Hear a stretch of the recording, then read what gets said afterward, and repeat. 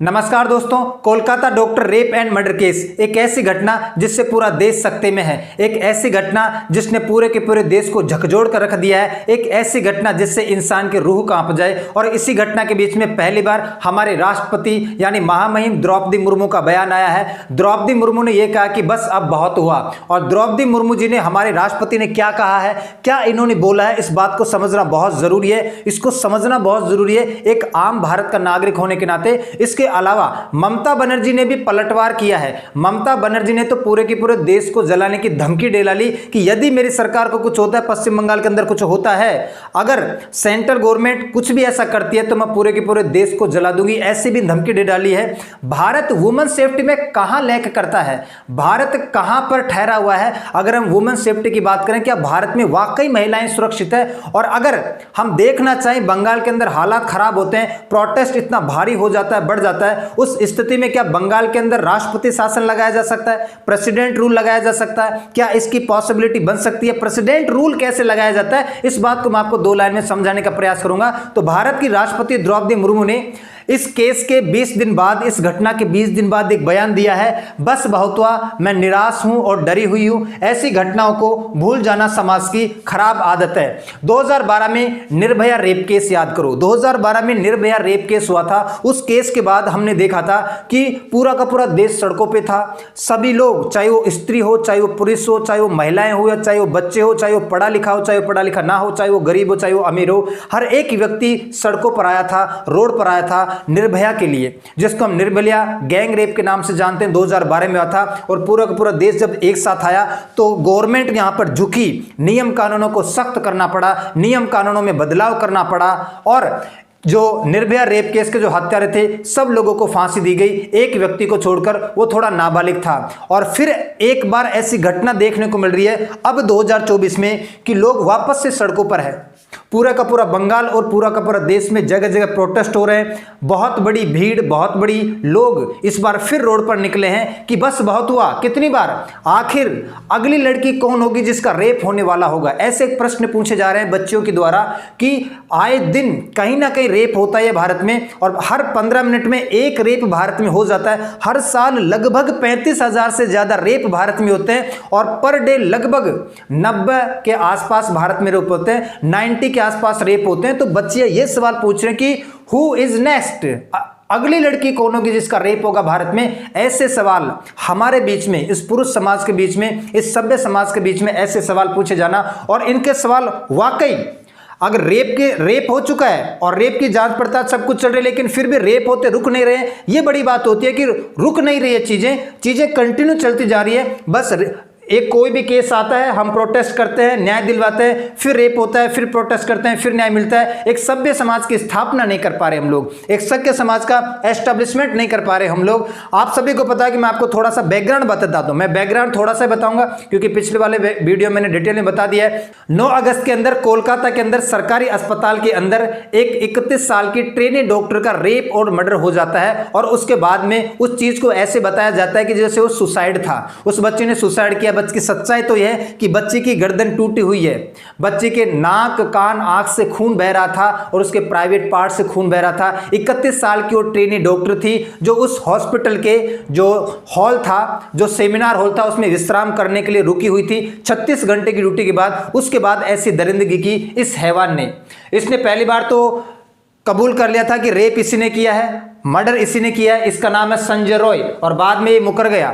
ये उस अस्पताल का क्या है, जो अस्पताल है RG Kar hospital medical college, उसके प्रिंसिपल थे। इसमें इन्वॉल्व है, इसमें हर एक व्यक्ति इन्वॉल्व है। 6 बजे पोस्टमार्टम हो गया लेकिन पुलिस एफआईआर लिखती है लगभग 11:30 बजे के आसपास। इतना लेट पुलिस एफआईआर लिखती है। पुलिस इसका जिम्मेदार है, ये व्यक्ति इसका जिम्मेदार है, ये व्यक्ति इसका जिम्मेदार है, बंगाल की सरकार इसका जिम्मेदार है। उसने कोलकाता के इस जो प्रिंसिपल था उस मेडिकल हॉस्पिटल का, उसका ट्रांसफर कर दिया इन दोनों की पॉलीग्राम की जांच चल रही है, पॉलीग्राम टेस्ट के लिए अलाउ कर दिया गया है। हर एक तार कहीं ना कहीं जुड़े हुए हैं, हर एक चीज कहीं ना कहीं जुड़ी हुई है। सीबीआई यहां पर जांच पड़ताल कर रही है बड़े पैमाने पर। यहां पर कोलकाता का हाई कोर्ट भी इन्वॉल्व हो चुका है, हमारे सुप्रीम कोर्ट ने भी यहां पर इन्वॉल्वमेंट दिखाई है, हस्तक्षेप किया कि जल्द से जल्द जस्टिस किया जाए, न्याय किया जाए, पीड़ितों को न्याय दिया जाए। अब जो सबसे नया अपडेट आया है वो अपडेट ये है कि 3 ऑडियो क्लिप के बारे में पता चला है। एक ऑडियो क्लिप 71 सेकंड की है, एक 46 सेकंड की है और एक 28 सेकंड की है।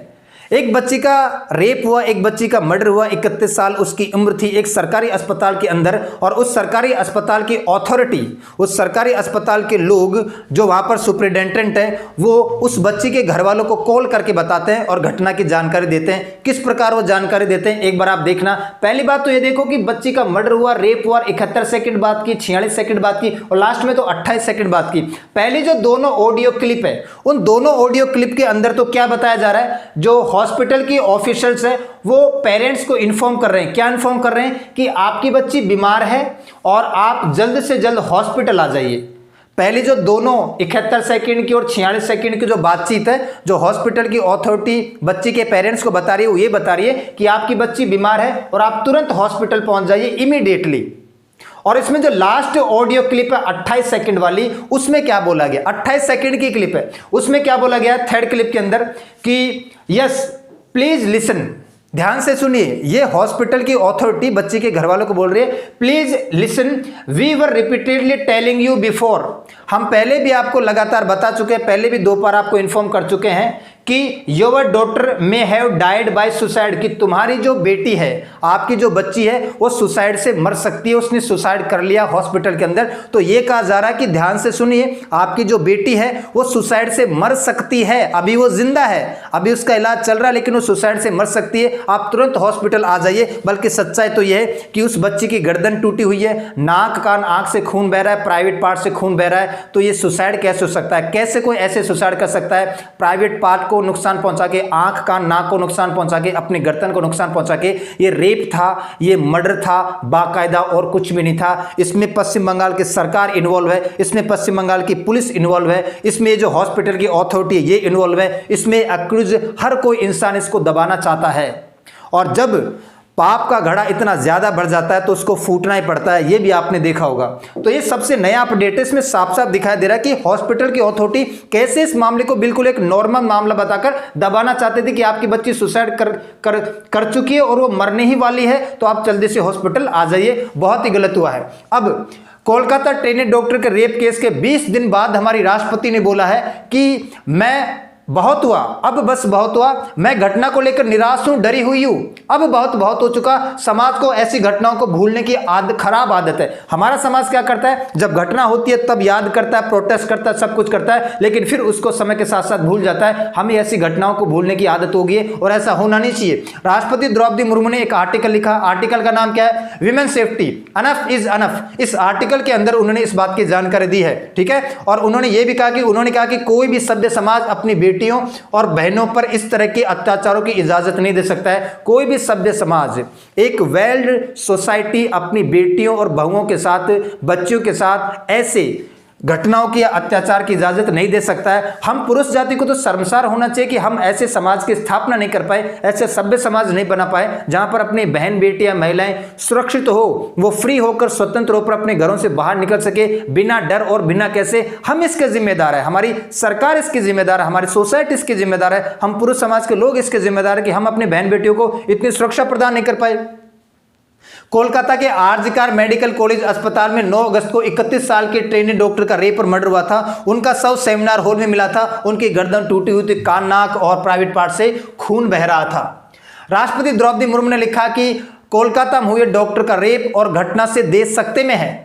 जब ऐसी घटना के बारे में मैंने सुनता हूं तो मैं निराश हूं और भयभीत हूं। ज्यादा दुख इस बात का है कि यह घटना अकेली नहीं है, यह घटना पहली भी नहीं है और अंतिम भी नहीं है, यह पहली घटना भी नहीं और लास्ट घटना भी नहीं है, ऐसी घटनाएं फिर होंगी। ज्यादा दुख इस बात का है कि घटना अकेली नहीं है, यह महिलाओं के खिलाफ अपराध का एक हिस्सा है। और जब स्टूडेंट, डॉक्टर्स और नागरिक कोलकाता में प्रोटेस्ट कर रहे थे तो अपराधी दूसरी जगहों पर शिकार ढूंढ रहे थे। मैं अभी आपको बोला था कि हम लोग प्रोटेस्ट कर रहे हैं, अपनी बात रख रहे हैं, डॉक्टर्स, स्टूडेंट्स, नागरिक उस बच्ची को न्याय दिलवाने के लिए, लेकिन जो दरिंदे हैं, हैवान है, वो दूसरी जगहों पर अपना शिकार ढूंढ रहे हैं। मैंने अभी आपको बताया कि जोधपुर के अंदर रेप हुआ था। एक 3 साल की छोटी सी बच्ची जो अपनी मां के बगल में मंदिर के बाहर सो रही थी, एक हैवान आता है हरीश नाम का और वो उसको उठा के रेप कर देता। 3 साल की बच्ची का रेप। एक खिलता हुआ फूल है, उसको तो पता भी नहीं है कि वो बच्ची दुनिया में आई क्यों, उसका रेप हो जाता है। बदलापुर के अंदर आपको अभी मैंने बताया था, एक स्कूल के अंदर 2 छोटी बच्चियों का यौन शोषण होता है वहां के एक कर्मचारी के द्वारा, सफाई कर्मचारी के द्वारा। तो आए दिन ऐसी घटना होती है, इसमें कोई शक नहीं है। तो हमारी राष्ट्रपति यही बोल रही है कि जब लोग प्रोटेस्ट कर रहे हैं तो अपराधी दूसरी जगह अपना शिकार ढूंढ रहे हैं, और विक्टिम में किंडरगार्टन की बच्चियां तक शामिल है। किंडरगार्टन का मतलब होता है एक छोटी सी प्राइमरी स्कूल, 5 साल की या 5वीं क्लास तक की स्कूल। इसकी बच्चियों को लोग नहीं छोड़ते हैं, छोटी छोटी बच्चियों का रेप करने का प्रयास करते हैं। कोई भी सभ्य समाज अपनी बेटियों और बहनों पर इस तरह के अत्याचारों की इजाजत नहीं दे सकता है। देश के लोगों को गुस्सा जायज है, मैं गुस्से में हूं, मैं खुद गुस्से में हूं, देश के लोगों का गुस्सा जायज है। हमें नियम कानून सख्त कराने होंगे, हमें सरकार का इन्वॉल्वमेंट दिखाना पड़ेगा, हमें रेस्पॉन्सिबिलिटी लेनी पड़ेगी, सरकार को आगे आना होगा। और यहां पर लोग सीधा कैपिटल पनिशमेंट की बात कर रहे हैं कि जो भी लोग इसके जिम्मेदार उनको सीधा मृत्युदंड दिया है, उनको सीधा फांसी पर लटकाया जाए। राष्ट्रपति ने क्या बोला है, समाज को खुद के अंदर झांक कर मुश्किल सवाल पूछने होंगे। हमारे समाज को खुद के अंदर झांकना हो गया, क्या हमारे समाज में चल रहा है, हमें कैसा समाज बनाना चाहिए। जैसा समाज हमारे बीच में, ऐसा समाज यदि रहेगा तो फिर इस समाज में रहने का कोई मतलब नहीं है। हमें अपने अंदर झांककर मुश्किल सवाल पूछने होंगे कि हम कहां लैग करते हैं, कहां लाई करते हैं। राष्ट्रपति ने कहा, महिलाओं ने लंबी लड़ाई लड़कर अपने हिस्से के अधिकार पाए हैं। शुरू से महिलाओं के ऊपर शोषण हुआ, अत्याचार हुआ, जुल्म हुआ है, इनके ऊपर इन्होंने बड़ी मेहनत से अपने अधिकारों को पाया है, इस संविधान के अंदर अपनी जगह बनाई है, इक्वलिटी का राइट पाया है, समानता का राइट पाया है, हम पुरुष जाति से कदम कदम मिलाकर चलने का अधिकार इन्होंने खुद प्राप्त किया है। तो लड़कर अपने हिस्से का अधिकार प्राप्त किया और आज उनके साथ ऐसा हो रहा है। महिलाओं को तो लोग उपभोग की वस्तु समझते हैं, ये उपभोग की वस्तु है, यूज एंड थ्रो करो, जो भी करना है महिलाओं के साथ कर लो, कुछ नहीं बोलेगी। तो महिलाओं को उपभोग की वस्तु समझा जाता है। हमें अपने इतिहास याद रखना होगा ताकि गलतियां ना दोहराई जाए। निर्भया रेप केस 2012 की घटनाओं को याद करो। इसके अलावा आए दिन हाथरस हत्याकांड, मुंबई में मिल्स के अंदर हत्याकांड, यहाँ पर बहुत जगह आए दिन हत्याकांड होते रहते हैं, आए दिन मर्डर रेप होता रहता है। हमें इन घटनाओं को याद करना पड़ेगा, इन घटनाओं को, इतिहास को याद करना पड़ेगा कि ऐसी घटनाओं को वापस से दोहराया ना जाए। हमें ऐसा करने की बहुत ज्यादा जरूरत है। और बंगाल के अंदर इस वक्त, पश्चिम बंगाल के अंदर हो क्या रहा है कि जो बीजेपी के कार्यकर्ता हैं वो भी एक्टिव हो गए। बीजेपी के कार्यकर्ता बड़े पैमाने पर वहां पर प्रोटेस्ट कर रहे हैं। स्टूडेंट तो कर रहे थे, डॉक्टर नर्सेज तो कर ही रही थी, आम जनता तो कर रही थी। जो बीजेपी के कार्यकर्ता है वो भी बड़े पैमाने पर प्रोटेस्ट कर रहे हैं और वहां पर थोड़ी आगजनी भी होगी, मुठभेड़ वगैरह भी हो गई है। तो ममता बनर्जी के खिलाफ शिकायत दर्ज हो गई है। ममता बनर्जी ने एक बयान दे दिया, पूरा नॉर्थ ईस्ट जलेगा। ममता बनर्जी ने एक बयान दिया था कि पूरा का पूरा नॉर्थ ईस्ट जलेगा। पूरा का पूरा नॉर्थ ईस्ट क्यों जलेगा? देखो, अब देखो, पश्चिम बंगाल के मुख्यमंत्री ममता बनर्जी ने आपा खो दिया है ना, उन्होंने पूरा का पूरा आपा खोल दिया गया, बौखला गई है एक तरीके से, और उनकी बौखलाहट साफ नजर आ रही है। उनको अपनी कुर्सी जाती हुई नजर आ रही है क्योंकि वो खुद इसके लिए जिम्मेदार है। आखिर मेन कुर्सी पर तो वही बैठ रही है, बचाने का काम तो सब कुछ नहीं का है, वही तो जिम्मेदार है इसकी। बता दें कि ममता बनर्जी ने पश्चिम बंगाल में एक सार्वजनिक मंच से कहा था, बयान दिया कि अगर बंगाल को जलाने की कोशिश की तो असम, नॉर्थ ईस्ट, उत्तर प्रदेश, बिहार, झारखंड, उड़ीसा और दिल्ली भी जलेंगे। मतलब पूरा का पूरा देश जलेगा। सभी राज्यों के नाम ले लिए, पूरा का पूरा देश जलेगा, नॉर्थ ईस्ट जलेगा, दिल्ली जलेगा, यूपी जलेगा, बिहार जलेगा, उड़ीसा जलेगा, झारखंड जलेगा। इतना बयान दे दिया। तो इस बयान के बाद इनकी शिकायत बिहार के पटना में दर्ज करवाई गई है। किसने दर्ज करवाई है? जो बीजेपी के युवा मोर्चा के प्रवक्ता है कृष्ण सिंह कल्लू, इन्होंने ममता बनर्जी के खिलाफ शिकायत दर्ज करवाई है कि ये देश में भड़काऊ भाषण दे रही है, देश में हिंसा फैलाने का काम कर रही है, देश को दूसरी तरफ ले जाने का काम कर रही है। सीएम ममता ने यह भी कहा कि कुछ लोगों को लगता है, सीएम ममता बनर्जी ने एक और बात कही है, कुछ लोगों को लगता है कि यह बांग्लादेश है। पश्चिम बंगाल के बारे में कुछ लोगों को लगता है कि यह बांग्लादेश है। मुझे बांग्लादेश से प्यार है, इसमें कोई शक नहीं है। बांग्लादेश एक पड़ोसी देश हमारा, मुझे बांग्लादेश से प्यार है, इसमें कोई शक नहीं है। लेकिन कुछ लोगों को ऐसा लगता है कि ये जो पश्चिम बंगाल है बांग्लादेश है, क्योंकि वे हमारी तरह बात करते हैं और हमारी संस्कृति भी एक जैसी है। मैं आपको बता दूं ममता बनर्जी, हमारी और बांग्लादेश की संस्कृति एक जैसी नहीं है। हमारी और बांग्लादेश की संस्कृति एक जैसी नहीं है। वो दरिंदे हैं, हैवान है ना, वो फालतू आदमी है, ना ही उनका कोई स्टेटस है, ना ही कोई उनके विचार है। आपने देखा बांग्लादेश के अंदर अन्य समुदायों के साथ, हिंदुओं के साथ और अन्य जो पारसी सिख वगैरह समुदाय उनके साथ क्या हो रहा है। उनके घरों को जलाया जा रहा है, उनको देश से बाहर निकाला जा रहा है, उनका रेप किया जा रहा है, मर्डर किया जा रहा है, लूटा जा रहा है। तो भारत और बांग्लादेश की संस्कृति एक नहीं है, ये बिल्कुल गलत बात है। बहुत अंतर है दोनों के अंदर। लेकिन याद रखिए कि बांग्लादेश अलग देश है। ममता बनर्जी आगे कह रही है, याद रखिए बांग्लादेश अलग देश है और भारत अलग देश है। ममता ने कहा कि दिल्ली में नेता कोलकाता के रेप मर्डर केस में अपनी पार्टी का इस्तेमाल करके बंगाल में आग वग लगवा रहे हैं। दिल्ली के अंदर जो नेता बैठे हैं वो बांग्लादेश के अंदर पश्चिम बंगाल के अंदर आग लगवाने का काम कर रहे हैं। अगर आपने बंगाल को जलाया तो असम, नॉर्थ ईस्ट, उत्तर प्रदेश, बिहार, झारखंड, उड़ीसा और दिल्ली भी जलेंगे, ये बयान दिया है। इसके बाद में जो असम के मुख्यमंत्री हेमंता बिस्वा शर्मा ने इसका पलटवार किया। ओडिशा के जो मुख्यमंत्री है उन्होंने भी इसका पलटवार किया। हेमंता बिस्वा शर्मा ने क्या कहा, ममता के इस बयान पर मुख्यमंत्री हेमंता बिस्वा शर्मा ने पलटवार किया और उन्होंने कहा, क्या कहा, आपकी हिम्मत कैसे हुई असम को धमकाने की? आप असम को कैसे धमका सकती है, असम के बारे में कैसे बयान दे सकती है? हमें लाल आंखें मत दिखाइए। आपकी असफलता की राजनीति से भारत को जलाने की कोशिश मत कीजिए। आप जो पश्चिम बंगाल को चलाने में असफल है, सक्सेसफुल नहीं हो पाई है, आप जो असफल हो गई है इस केस को संभालने में, पश्चिम बंगाल को समझने में, इसकी वजह से आप बौखला गई है, गुस्से में है और आपकी बौखलाहट साफ नजर आ रही है। तो आप लाल आंखें हमें मत दिखाइए। आपकी असफलता की राजनीति से भारत को जलाने का प्रयास मत कीजिए, कोशिश मत कीजिए। आपको विभाजनकारी भाषा बोलना शोभा नहीं देता, देश को बांटने वाली भाषा बोलना शोभा नहीं देता। और ओडिशा के मुख्यमंत्री ने भी ऐसा का ऐसा बयान दिया है। अगर हम भारत में वुमेन सेफ्टी की बात करते हैं तो जब वुमेन सेफ्टी की बात करते हैं तो हम कहां लाई करते हैं? अगर टॉप 10 कंट्रीज को देखा जाए जहां पर सबसे ज्यादा महिलाओं के ऊपर अत्याचार होता है, जुल्म होता है, उत्पीड़न होता है, वायलेंस किया जाता है, उसमें हम टॉप 7 में आते हैं। यह हमारा नंबर है 125, जो दुनिया का एवरेज है ना, इकाई, दहाई, सैकड़ों, हजार, 10,000, लाख, 1 लाख महिलाओं के ऊपर 16 का एवरेज है कि भाई 1 लाख महिलाओं में से लगभग 16 महिलाओं के ऊपर ऑन एन एवरेज क्या होता है, जुल्म, उत्पीड़न, अत्याचार होता है। लेकिन हमारे यहां पर 125, आप ध्यान से देखो, हमारे यहां पर 125 है। तो जो सबसे बॉटम 10 कंट्रीज है, सबसे बॉटम जो 10 कंट्रीज है उनमें से हम 7वें नंबर पर आते हैं। सबसे बॉटम, सबसे नीचे उस देश में जिसमें महिलाओं के ऊपर सबसे ज्यादा अत्याचार, जुल्म, उत्पीड़न होता है, वायलेंस होता है, प्रताड़ित किया जाता है, उसमें मैक्सिको आता है। मैक्सिको के बाद ब्राजील, नाइजीरिया, कोंगो, म्यांमार और कोलंबिया और इंडिया। हमसे आगे तो सीरिया है, अफगानिस्तान है। हम तो सीरिया और अफगानिस्तान से पीछे लैग करते हैं।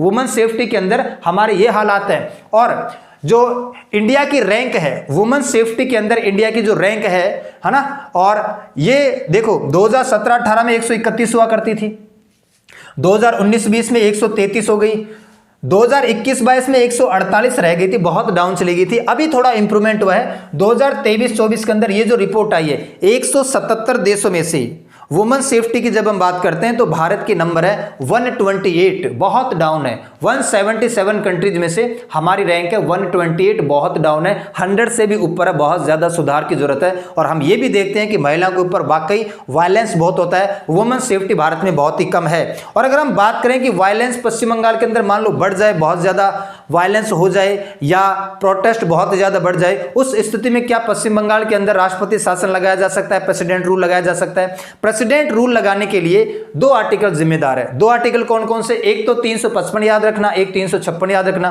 355 क्या कहता है? Duty of union to protest against state external aggression and internal disturbance. केंद्र सरकार की, संघ सरकार की, यूनियन गवर्नमेंट का एक कर्तव्य है, उसकी ड्यूटी है कि प्रत्येक राज्य को वो बचाएगा, उसकी सुरक्षा करेगा। किससे? एक्सटर्नल एग्रेशन से। यदि उसके ऊपर कोई बाह्य आक्रमण होता है या उसके अंदर इंटरनल डिस्टर्बेंस फैल जाए, आंतरिक अशांति हो जाए, तो संघ सरकार की, केंद्र सरकार की यह जिम्मेदारी है, यह ड्यूटी है कि वो प्रत्येक राज्य को एक्सटर्नल एग्रेशन से बचाएगा और इंटरनल डिस्टर्बेंस से बचाएगा, बाह्य आक्रमण से बचाएगा। किसी पर्टिकुलर राज्य के ऊपर अगर बाहर से कोई दूसरा देश आक्रमण कर दे तो उसको बचाना केंद्र सरकार की जिम्मेदारी है। और अगर उसके अंदर इंटरनल डिस्टर्बेंस इतना ज्यादा बढ़ जाए, जैसे मणिपुर के अंदर पूरा का पूरा राज्य जल गया था, उस स्थिति में केंद्र सरकार उसको बचाएगा। तो वो उस राज्य में राष्ट्रपति शासन लगाकर, प्रेसिडेंट रूल लगाकर उसकी सारी की सारी पावर अपने पास ले सकता है। दूसरा आर्टिकल है 356 क्या कहता है, provision in case of failure of constitutional machinery. यदि किसी राज्य की जो स्थानीय सरकार है, लोकल गवर्नमेंट है, यदि वो संवैधानिक तरीके से कॉन्स्टिट्यूशनली राज्य को चला पाने में सक्षम नहीं है, उसमें कैपेसिटी नहीं है, तो उस राज्य का जो राज्यपाल होता है, इसका एक प्रोसेस होता है, उस राज्य का जो राज्यपाल होता है वो राज्यपाल एक रिपोर्ट भेजता है हमारे राष्ट्रपति को, हमारे प्रेसिडेंट को, और राज्यपाल रिपोर्ट में यह कहता है कि मैं जिस राज्य का राज्यपाल हूं उस राज्य की स्थिति यह है कि उस राज्य की जो सरकार है, जो गवर्नमेंट है, वो संवैधानिक तरीके से कॉन्स्टिट्यूशनली इस राज्य को चला पाने में सक्षम नहीं है, तो आप ऊपर से कोई ना कोई डिसीजन लीजिए। यदि हमारे राष्ट्रपति राज्यपाल की रिपोर्ट से सेटिस्फाइड हो जाते हैं, संतुष्ट हो जाते हैं, तो वो ये डिसीजन ले सकते हैं कि जो पर्टिकुलर राज्य है, इस राज्य की जो लोकल सरकार है, जो स्थानीय सरकार है, वो इस राज्य को संवैधानिक तरीके से कॉन्स्टिट्यूशनली चला पाने में सक्षम नहीं है, तो मैं सारी की सारी पावर ले रहा हूं, मतलब मैं राष्ट्रपति शासन लगा रहा हूं, प्रेसिडेंट रूल लगा रहा हूं। तो अभी तक तो बंगाल में ऐसे हालात है नहीं, ये तो कुछ लोग हैं कि राष्ट्रपति शासन लग जाएगा, अभी कोई भी ऐसे हालात नहीं है, एक नॉर्मल प्रोटेस्ट चल रहा है और होना भी नहीं चाहिए। अगर नॉर्मल प्रोटेस्ट चल रहा है तो राष्ट्रपति शासन लगाने की कोई भी जरूरत नहीं है, और मुझे नहीं लगता कि पश्चिम बंगाल के अंदर राष्ट्रपति शासन लगना चाहिए, और नहीं लगेगा, क्योंकि राष्ट्रपति शासन एक गलत चीज होती है। उससे ऐसा लगता है कि जो हमारी स्थानीय सरकारें, लोकल गवर्नमेंट है, ये अपने अपने राज्यों को चला पाने में सक्षम नहीं है। लेकिन पश्चिम बंगाल के अंदर वाकई वायलेंस काफी ज्यादा होता है, हिंदूज के ऊपर भी वायलेंस होता है, आपस में मुस्लिम्स को ज्यादा फेवर किया जाता है। इसके अलावा ये वाली जो ऐसी घटनाएं हैं, ये सारी घटनाएं ये बताती है कि बंगाल के अंदर वाकई कुछ गड़बड़ तो है, और ममता बनर्जी को कुछ अच्छा करना चाहिए, इंप्रूवमेंट करना चाहिए, सुधार करना चाहिए अपने राज्य को चलाने में। जो उनकी छवि बन गई है पूरे देश में, उस छवि को थोड़ा सुधारने का प्रयास करना चाहिए। तो आज के लिए इतना ही करते हैं, मिलते हैं नेक्स्ट क्लास में, तब तक के लिए सभी को धन्यवाद।